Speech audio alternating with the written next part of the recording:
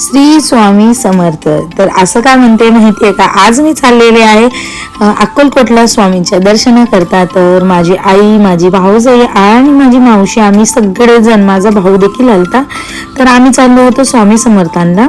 तर अक्कलकोटला येऊन पोहोचलो होतो आणि आज सोमवार होता, तरीही अक्कलकोटच्या स्वामींच्या मंदिरामध्ये भरपूर अशी गर्दी होती। पण गर्दी असेल तरी आपल्याला स्वामींचं दर्शन घ्यायचंच आहे। तर असं छान असं इथं डेकोरेशन केले। तर दर्शन झालेलं आहे, डिस्प्लेवर तुम्हाला दाखवलेलं आहे। आतमध्ये मोबाईल अलाउड नाहीये, हे तर तुम्हाला माहीतच असेल। तर मी फक्त डिस्प्लेवरचं दाखवलं तुम्हाला। त्यानंतर ना स्वामींचं जे जुनं मंदिर आहे, म्हणजे जिथं आधी स्वामींची मूर्ती होती, तिथे गेलो होतो आम्ही दर्शन करायला।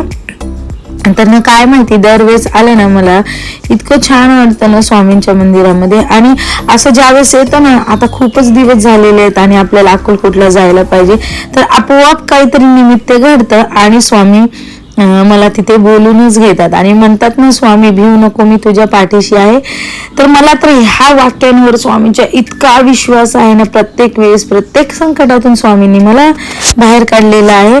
तर असे जे स्वामींचे आशीर्वाद माझ्यावरती आहेत, तसे माझ्या युट्यूब फॅमिलीवर पण स्वामी आशीर्वाद द्यावे। तर त्यानंतर आम्ही गेलो महाप्रसाद घ्यायला। तर दरवेळेस आम्ही महाप्रसाद घेतल्याशिवाय इथून जातच नाही आणि हा महाप्रसाद आहे आणि खूप गर्दी होती महाप्रसादाला, पण भारी वाटतं की चला आपल्याला महाप्रसाद पण मिळाला, छान असं दर्शनही मिळालं। आणि जिथं अन्नछत्र आहे ना, तिथं हे मस्त असं दत्तात्रय महाराजांचं आहे आणि पालखी सुद्धा आहे स्वामींची।